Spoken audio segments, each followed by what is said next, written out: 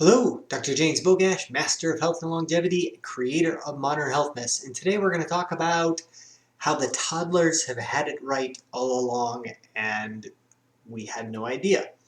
So, sounds a little strange, but there are ways that we cook our food or process our food that create more damage for us. And I guess we should back up and talk about what's called age or advanced glycosylated end products. So they're referred to as age. The receptors for these are called receptors for age or RAGE.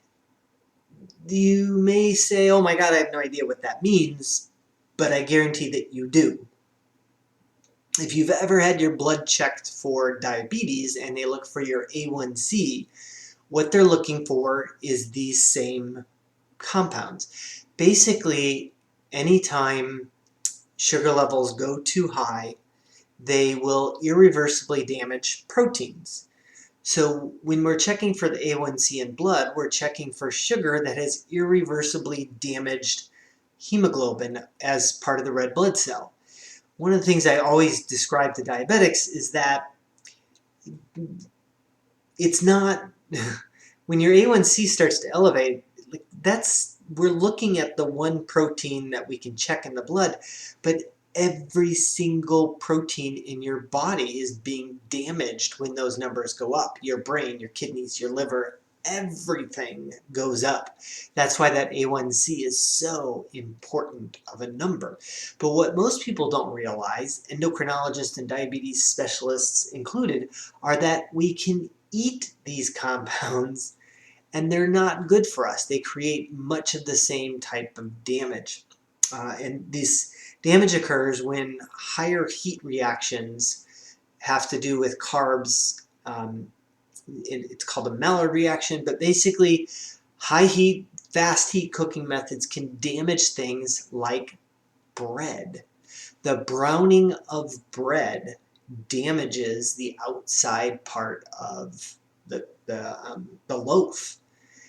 When we eat that damaged part of the bread, it damages us. So toddlers cutting the crusts off their bread were actually onto something, whether they knew it or not. This also means that rapid cooking meats, not so much vegetables, but definitely meats are probably on the list. The more that we eat these, the more damage they do to us. So this particular study looked at what would happen if we had people eat a low age diet. And it turns out that things like cholesterol and insulin levels were better when people ate less of these types of foods. So I already mentioned the browning, so the crust on bread. I know personally for me, one of my standard go-to breakfasts is real whole grain bread, the kind of stuff you can knock out an intruder with if they happen to break in. I cut the crust off the bread and I'll use real peanut butter. So that's a typical breakfast for me. If you're going to cook meats, you're going to grill your steak, which is hopefully grass-fed throughout the entire life cycle and organic when possible, or wild caught, wild game. Cooking it slower, basting it with things that are more acidic, so think like lemon juice type bastings. So on the grill, that can be challenging. We want to cook with more moist heat when possible, so think Instapot or stews, anything that will cook them both slower and with moist heat will be good. Do your best to avoid grilling at high temperatures, rapidly searing meat, because that damages the outside portion of that food product.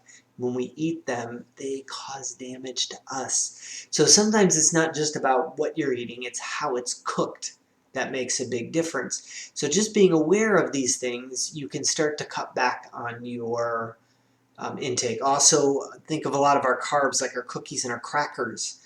Again, those are the baked, damaged part of the grain that we're eating. So shouldn't come as a big surprise that cutting back on cookies and crackers would lead to better health outcomes, but for more reasons than you might think. So as always, I'll post the link to this particular study in the description.